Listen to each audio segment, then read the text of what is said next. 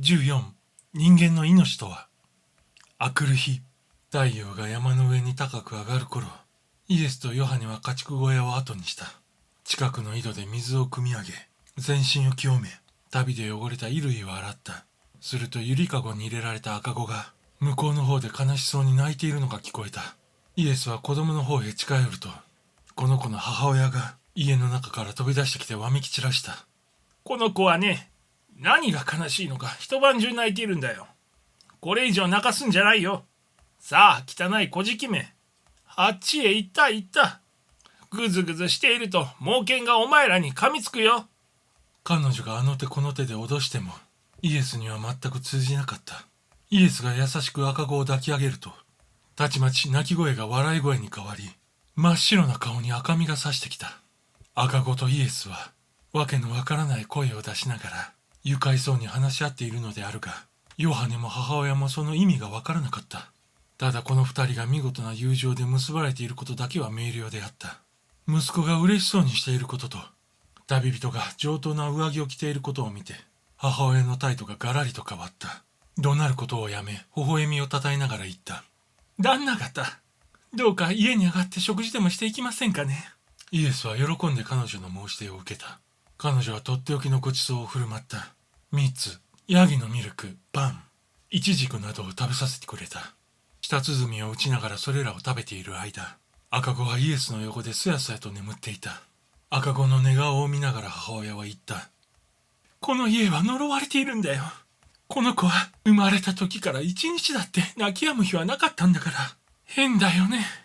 今初めて笑い顔を見たんだから。イエスはじっと母親の語ることに耳を傾けていた。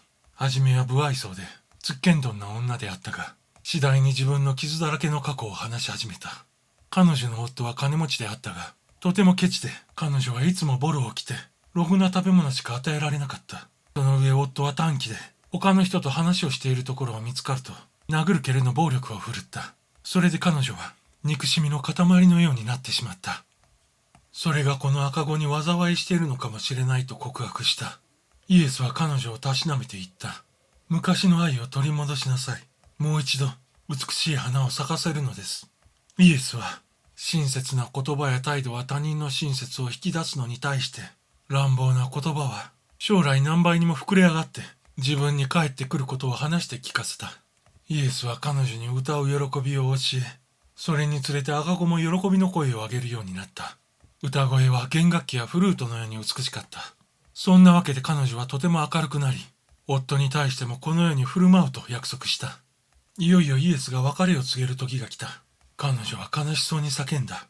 先生、どうしてそんなにお急ぎになるんですか。もう少しここにいてください。神ならぬ人間に先生と言ってはいけません。いつも善意を保っていれば、決して苦しむことはないのです。きっとこの家から災いが消えてしまうでしょう。もうしばらくここにいてくだされば、きっとあなたの素晴らしいお言葉と喜びの歌とで私の夫から悪霊を追い出すことができると信じております。しかしイエスはもうこれ以上長居することはできないと言った。それに夫の悪を征服できるのは彼女だけであることを話した。もうすでにそれだけの力が備えられていることを納得させた。彼女はイエスに感謝し、パンとイチジクを手にいっぱい持たせた。二人は別れを告げて再び旅立った。昼頃にはもう高いところを登っていた。ヨハネの心には先日山の峰で体験した不思議な光景が蘇っていた。ヨハネは突然その時のことを話し始めた。あなたは輝ける星、そして明るい炎でした。私の目には暗闇の中でそのように見えました。とても近寄りがたく、ついに地上にひれ伏してしまいました。それはあなたの肉眼ではなく、霊の目で見たのです。